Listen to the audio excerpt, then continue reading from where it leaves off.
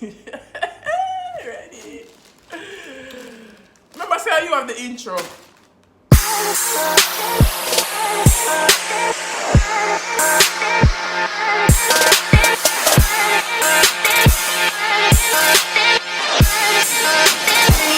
Hey SK family, welcome back to our YouTube channel, and I'm Shamira and this is Katie.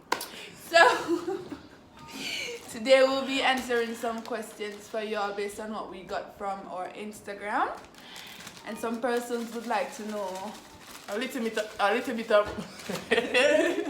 some persons would like to know a little bit more about us, and like they have known some things about us, but we haven't elaborated on that on other videos that we've done,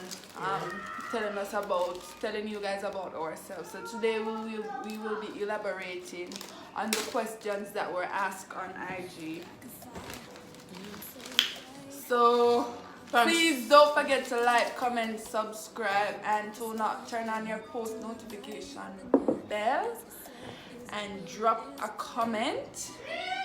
And thanks to the persons who have put the questions on IG for us to answer. It's greatly appreciated. Yep. Remember to subscribe. So our first question will be, No, rock, paper, scissors. you know, like two we answer it? Jesus. No, there two we answer. Like two away. Two we have to answer all of them. What's one word that describes you? I'm a vibrant person. I am always laughing. Like you hardly see me. You hardly see me and I'm not laughing, or you hardly see me and I'm in a bad mood. So I'm a vibrant person. For me, I would say I'm humble / shy. So if I don't, yeah.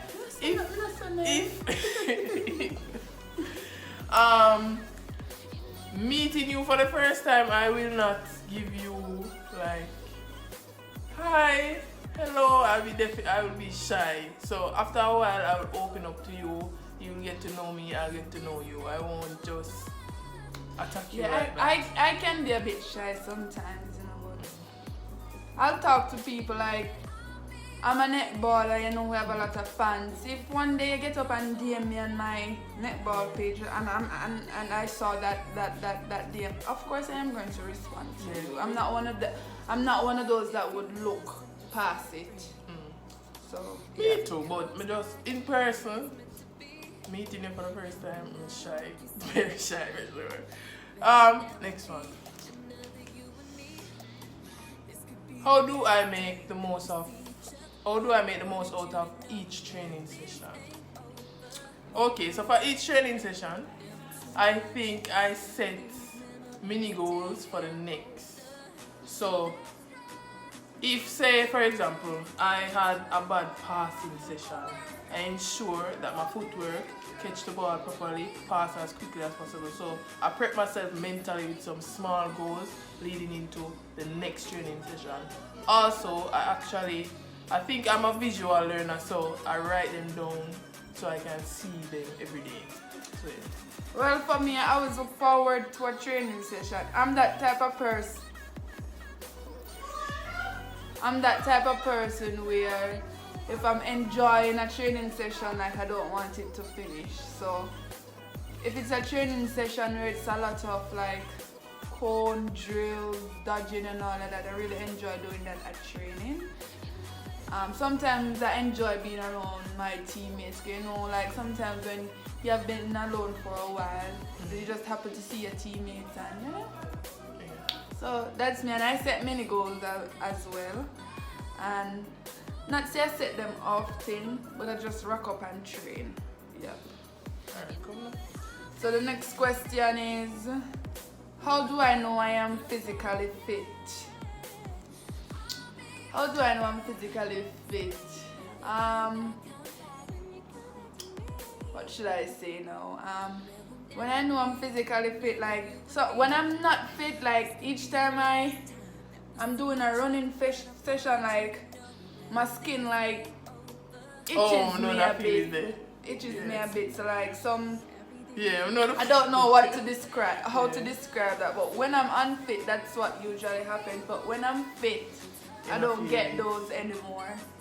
So, yeah. Well, for me, I find at pre-season all of my sessions are very, very hard. So the moment when I rock up at training and I'm like, whoa, I actually can go more. So say for example, if the coach says, let's play 4 quarters, and after that I feel like I can actually last. Say we can play 6-15 minutes or two more quarters or anything like that. So that's what I use to judge my fitness. Yeah.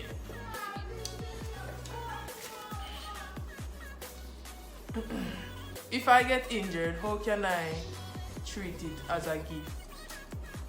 Alright, good question. For that, if you're determined enough to get back from that injury, you will work hard towards your recovery. So you don't have to look on it as, oh my god, I'm not going to be playing netball for a while. That's not the only thing to look to. What you can look to is like, when I'm finished recovering, like you need to look on your road to recovery, like how you eat, how you treat yourself, if you're determined enough to like do all of your gym sessions, do what you're supposed to do off court and all of that. And I think it's a perfect opportunity, like Corona, it's a perfect opportunity to reflect on what can be ahead and what has passed. So you can say to yourself that, look, probably I need to work on my passing. Maybe I can't do it physically, but mentally you can actually look into it, watch a few more games to adjust certain things. So you can treat it as that. You might not be able to do it physically, but mentally you can. And with an injury, that will set you back for a while, during that time you start looking at other things. So you might be looking and say, oh my god, suppose I don't recover from this injury or whatever. In your mind you'll be looking for other options, which is very good, like I need to finish school or I need to start doing that. So if netball doesn't work out, whatever, don't just have netball as your main priority in life, because sports is not guaranteed. It's not forever, basically. Yeah, it's not forever, because one injury and you might not be able to come back, right? And they get old. Yeah, so make sure you always have a backup plan. School, something else that you like, or yeah. So our next question is, what's one thing I need to improve on to get better? Like you, that I know. For me,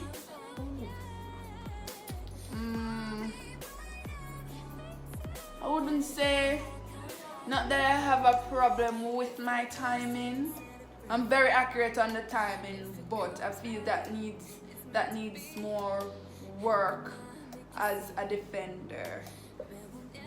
Yeah, and when that goal attacker or goal shooter has better timing than you, then you're gonna be in problem. So I think I need to work on my timing as a defender, and yeah, that's the only thing. For me, I think what I need to improve on is confidence.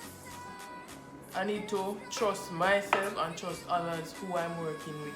I tend to mentally rely on somebody else to pull me along rather than pick myself up and say, alright, that's alright, next one, you get the next one and stuff like that. So I think confidence for me is key.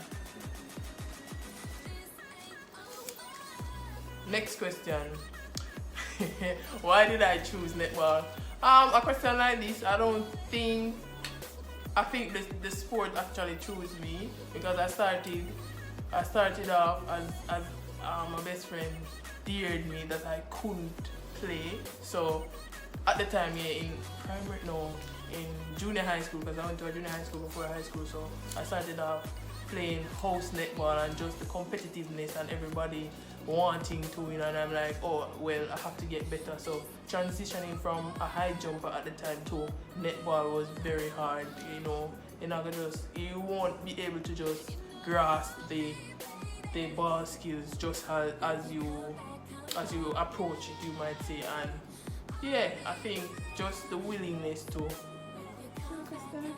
Yeah. But I cannot give me a chance. Why did I choose netball?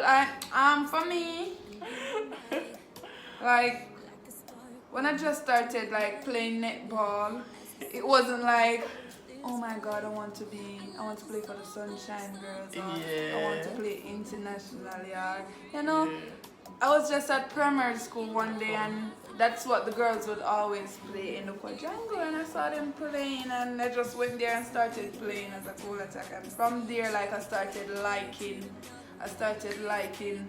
the game, and I just continued from primary school straight to university, and here I am.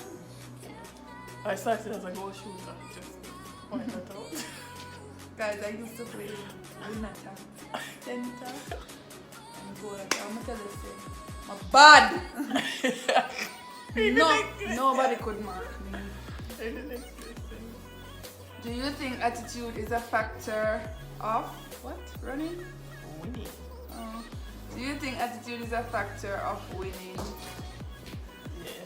I think if you have a positive attitude towards winning and doing everything right, so you can't have, say, 7 of us, you can't have a team and one person is like in doubt that they will win. Everybody has to be on the same page and the same effort has to be pushing forward to the same goal. Everybody has to. And you know, see, I don't think it has to be like that. Really? That person that has the doubt, you put them on the bench.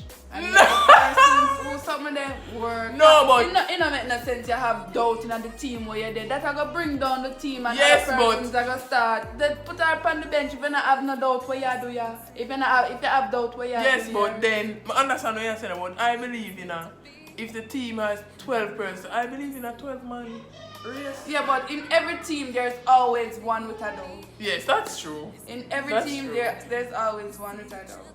But For me, I am always looking forward to win, because yeah, and that's to the lose, goal. and I use it something, you know. To That's the lose, goal. when I lose a game, I am so depressed. Stress out. When I lose a game, I know you won't win everything, you know, but Yeah. some games that you see and know that you could have won. Yeah. There's always that thought, what else could I have done? Yeah. Always that thought that keeps you up at night. So can you imagine a coach? As you as a player that If I am a coach, and maybe persons won't like me as a coach for what I am going to say, but if I have a team and you have doubts, and you maybe come to me as the coach and say, coach, I'm having doubts or whatever. And me as the coach try to lift you up, and whatever, you're still having doubts. no, that's a different I am thing, putting you him know. on the bench. For me, I don't look to coach one day, you know. But sometimes I aspire to be a defense coach. So I'll take away some learning, some things from Thunderbirds, because I'm coached by one of the greatest defense coach, Cathy Fellows, and I'm coached by another one called Oberon Peterson. So I aspire to be a defense coach part-time. I don't want it as a full-time job. For me, I'll give back to the sport in any other way, but not coaching, the coaching role. But what can you take away from this? Always have confidence in yourself and in your team. Don't enter any training session or any game in doubt. Just be positive and trust that you'll win. Yeah. If you stick around to the end of this video, I hope you like it. Please big up on yourself. See you guys in the next video.